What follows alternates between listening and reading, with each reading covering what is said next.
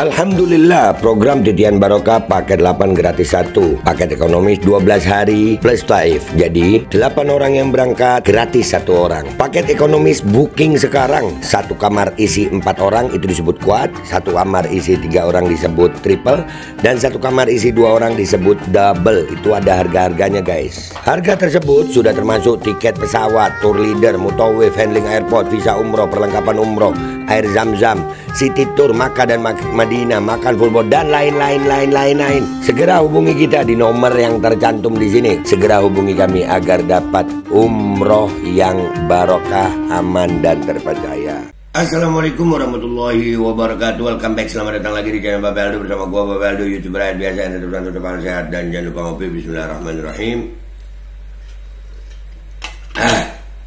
Alhamdulillahirrabbilalamin. Wassalatu wassalamu ala sayyidil mursalin Sayyidina Muhammad wa ala alihi wa sahbihi ajma'in. Rabbi shrah li sadri wa yassir li amri wahlul 'uqdatam min lisani yafqahu qawli bi janabi wa ali. Salam revolusi akhlak, semangat revolusi akhlak. Semoga akhlak kita jadi lebih baik hari ini dibanding kemarin. Panjang umur, perjuangan, merdeka, Allahu Akbar. Salam sejahtera bagi seluruh rakyat Indonesia dimanapun kalian berada. Semoga kalian semuanya dalam keadaan sehat walafiat, tidak kurang suatu apapun. Dan mudah-mudahan kalau ada yang sakit dari kalian itu menjadi sakit penghapus dosa, menambah pahala. Sakit yang insya Allah segera disehatkan oleh Allah SWT dalam sehat yang manfaat. Amin ya rabbal alamin. Oke guys, seperti biasa jangan lupa cek deskripsi video. Kalian bisa berangkat umroh dengan travel umroh yang amanah dan terpercaya yang sudah menyediakan paket umroh Titian Barokah, paket reguler 8 gratis 1, cek sekarang. Dan juga buat kalian yang mau beli baju koko Al-Qadi juga cek deskripsi video guys. Oke, sekarang kita ke konten gue masih belum berkaitan dengan Fuad Pleret, cucu Warsina Gerwani PKI yang sudah dilaporkan polisi, tapi sampai hari ini belum juga dipanggil oleh polisi, nggak tahu kenapa. Dan juga belum berkaitan sama Wasim ya, yang nggak tahu juga lagi sembunyi, tapi ini polisi udah nyari ya, udah datang ke rumahnya dan nggak ada juga nih Wasim. Cuman 2 orang ini akan selalu tampil di YouTube gue ya, akan selalu tampil karena gue mau ngingetin semuanya bahwasanya ini 2 orang bermasalah dengan hukum yang ada di Indonesia. Oke? Dan juga ini masih rame ijazah Jokowi, tapi nggak berkaitan juga dengan ini. Ya, konten gue kali ini adalah tentang yang lagi rame nih. Mudah-mudahan ya uji coba vaksin TBC ini tidak dipaksakan. Mudah-mudahan yang mau aja sono, yang nggak mau jangan dipaksa. Akhirnya Bos Darling, kalian kalau pengikut Bos Darling ya tahu ya, akhirnya Bos Darling mereaksi hal ini. Dan ini sekarang kita mau mereaksi data dari Bos Darling ya. Bos Darling ini salah satu YouTuber ya, yang nggak mikir monetize, nggak mikir penghasilan, dia cuma nampilin data. Dan dia dengan data-data kredibel ya, data-datanya itu selalu kredibel, data-datanya itu selalu dapat dipertanggungjawabkan. Dan itu luar biasa. Ayo sama-sama kita reaksi Bos Darling. Bos Darling, gue reaksi lagi ya. Bismillahirrahmanirrahim. Apa bedanya kebijakan Menkes Amerika? Nah ini ya, bedanya Menkes AS dan Menkes RI. Nah ini gede ya. Nah, nih bedanya kebijakan vaksin ya, Menkes Amerika Serikat dan Menkes Republik Indonesia. Ya, kalau nggak salah RFK ya, kalau Amerika Serikat itu. Dan kalau Indonesia ini Budi Gunadi Sadikin ya. Kalau di Amerika itu perketat dan persulit uji coba vaksin. Kalau di Republik Indonesia, rakyat wajib jadi kelinci percobaan vaksin. Nah, ya kan? Sekarang ini kita dapat data pembanding. Nah, di Amerika aja dipersulit, oke? Lanjut. Dan Menkes Indonesia soal uji coba vaksin, ibarat terang dan bedanya jauh ya, jauh bedanya ya. Lanjut. Gelap, ibarat surga dan neraka. Kebijakannya, bukan orangnya. Kita akan bahas tuntas berikut bukti-bukti yang tak terbantahkan dalam tayangan video pendek ini. Awal Mei lalu, Bill Gates berkunjung ke Indonesia. Sasarannya adalah Kementerian Kesehatan. Taktik kuno, kasih puji-pujian dulu, biar Menkesnya GR. Abis itu, kasih donasi buat program MBG, makan bergizi gratis. Doro Tuan Bill Gates kasih instruksi ke Menkes agar rakyat Indonesia jadi ajang uji coba vaksin TBC. Padahal Doro Bill Gates kasih perintah ke Menkes RI karena Menkes Amerika sedang memperketat dan mempersulit uji coba vaksin. Ini adalah fakta. Fakta, jadi Indonesia ini adalah pelarian ya dari si Bill Gates nih, dan ya, karena Indonesia Menkesnya budi sih dia. Aduh, lanjut. Tanggal 1 Mei 2025, media The New York Times memberitakan bahwa Menkes Robert F. Kennedy Jr. alias RFK Jr. memperketat dan mempersulit persetujuan vaksin di Amerika. Bukan cuma vaksin TBC, tapi untuk semua vaksin baru, termasuk COVID, booster, dan lain-lain. Harus dilakukan uji coba yang ketat sebelum diberikan pada rakyat. Tanggal 7 Mei, Bill Gates datang ke Indonesia, kasih perintah ke Menkes RI agar rakyat Indonesia jadi ajang uji coba vaksin. Malu-maluin nggak sih? Malu. Mana berani Bill Gates datang ke Menkes Amerika nawarin vaksin. Ditempeleng lah dia sama Menkes Amerika. RFK Jr. nggak segan-segan menelanjangi Bill Gates di depan rakyat Amerika. Bill Gates itu nggak pernah berjuang untuk rakyat. Ia adalah antek globalis, kata Menkes RFK Jr. Tuh, itu Menteri Kesehatan Amerika tuh. Yang asal negaranya Bill Gates. Nah, tuh, ditelanjangin. Dibilang antek globalis, di Indonesia dipuji-puji. Ini ulama juga, tapi alhamdulillah ulama udah berani bicara ya, ulama Madura. Ulama Indonesia lainnya mestinya ngomong. Jangan diem aja, jangan cuman ya pokoknya dakwah aja, tapi ini kesehatan rakyat ini bahaya. Kalian harus ngomong. Lanjut.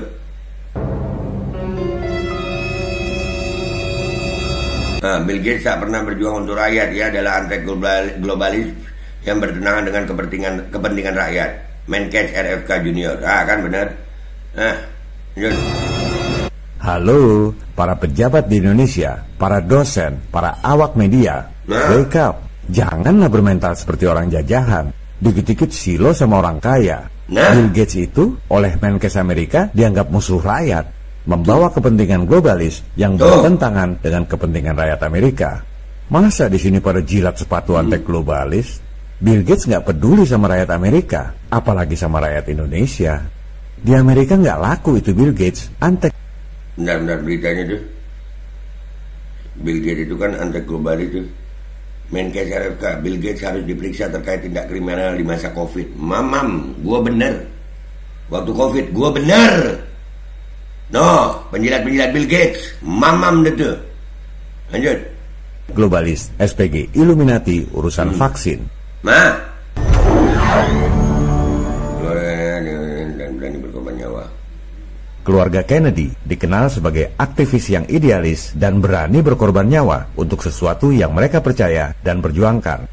Oleh sebab itulah paman sang Menkes, yakni Presiden JFK, dibunuh secara tragis.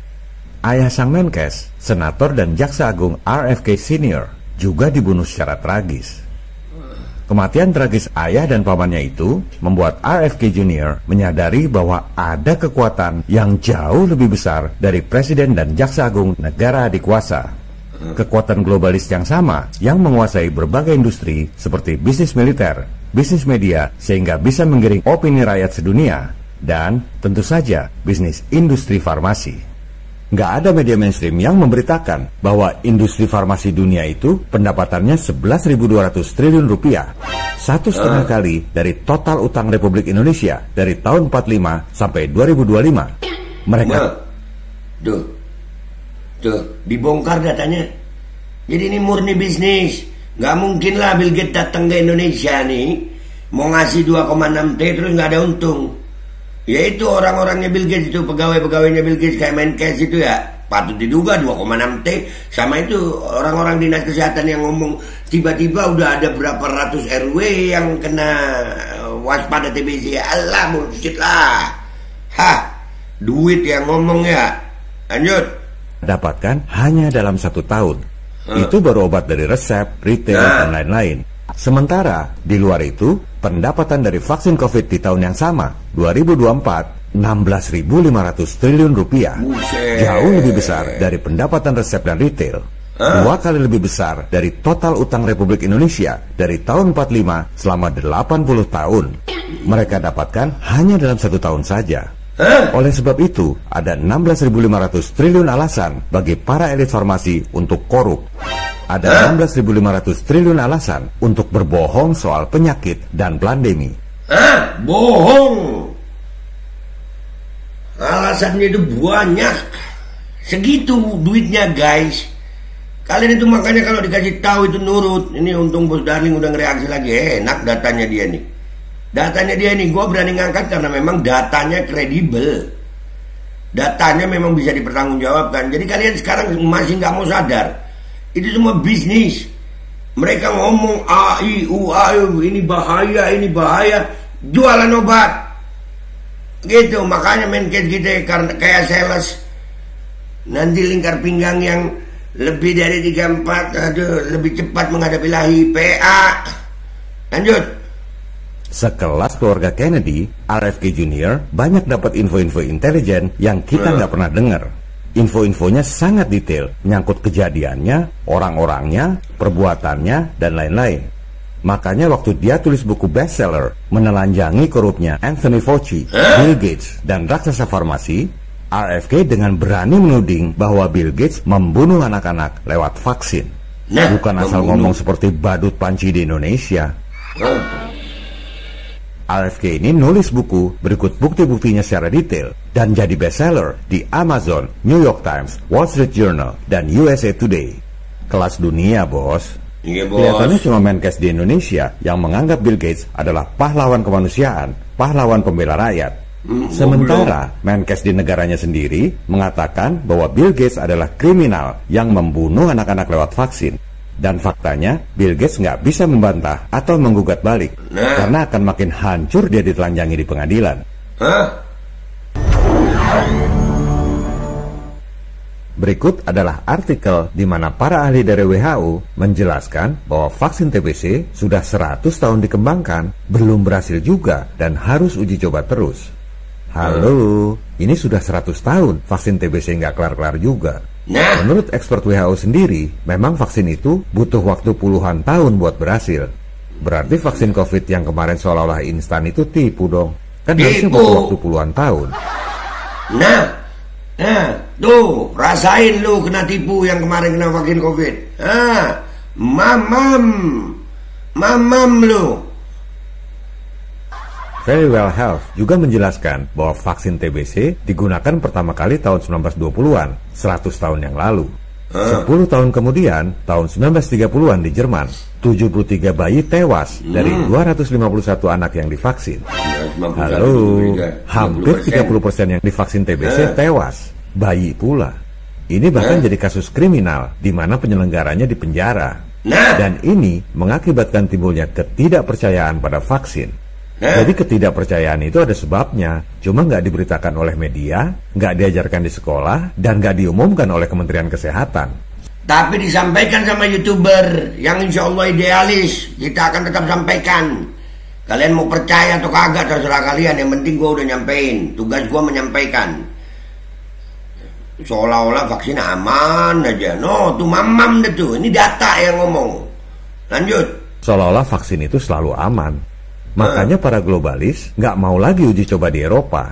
Disuruhlah negara-negara miskin jadi kelinci percobaan. Dan Menkes kita ini entah nggak ngerti, sengaja atau nggak peduli mengorbankan rakyat Indonesia. Kayaknya lebih ke arah nggak peduli dia ya. Dia yang penting dapat cuan ya, kan dia businessman. Seperti katanya Bu Siti ya. Dia Menteri Kesehatan kita ini bukan dokter, jadi sense of health-nya itu nggak ada. Yang gue heran dokter-dokter baru nih, yang sok-sokan merasa dokter terus merasa lebih pinter. Kayak kucing sama kalian lah. Lanjut.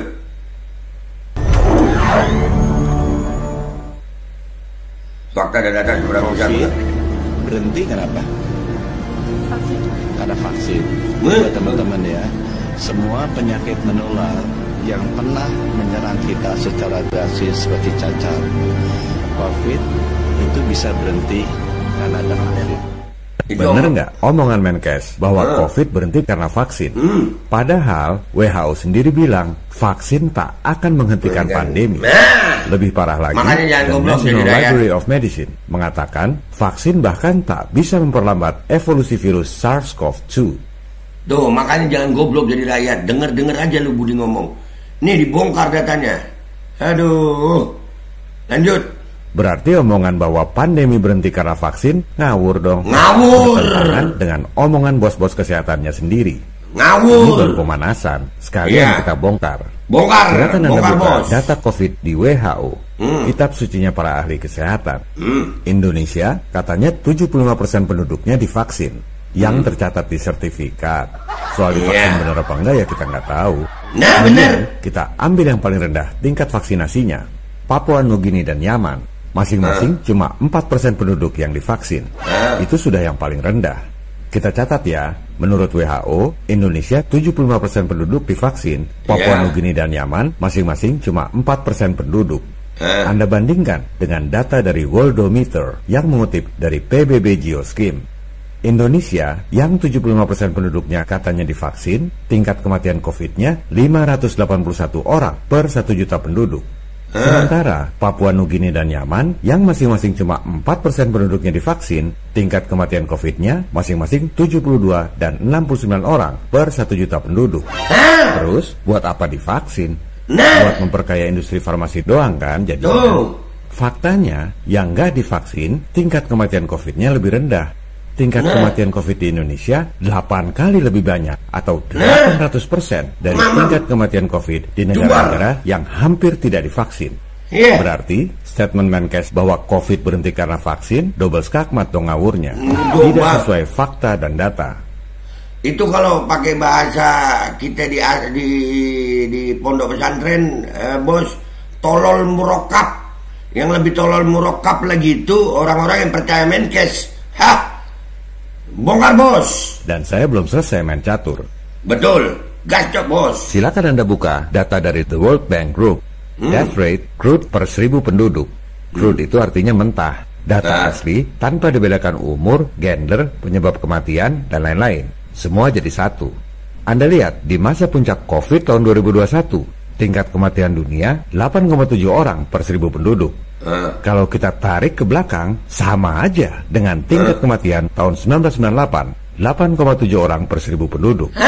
Nggak ada drama kematian di tahun 1998. Di zaman COVID, masyarakat panik karena propaganda media aja. Tayangkan jumlah kematian tiap hari. Padahal kalau dibandingkan dengan tahun-tahun sebelumnya, normal-normal aja. Itu yang namanya propaganda ketakutan. Jadi, statement Menkes bahwa COVID berhenti karena vaksin, seolah-olah COVID itu bencana kematian bagi dunia adalah ngawur. Cuma opini dia doang, tanpa fakta dan data. Bener, 3 menit aja udah 3 kali skakmat. Nah ini pesanan. Ingat ya Pak, sekali lagi. Nah ini ditampilin juga Bang akan berhadapan dengan Sang Pencipta yang menciptakan saya, rakyat Indonesia, dan Bapak sendiri. Jangan khianati itu.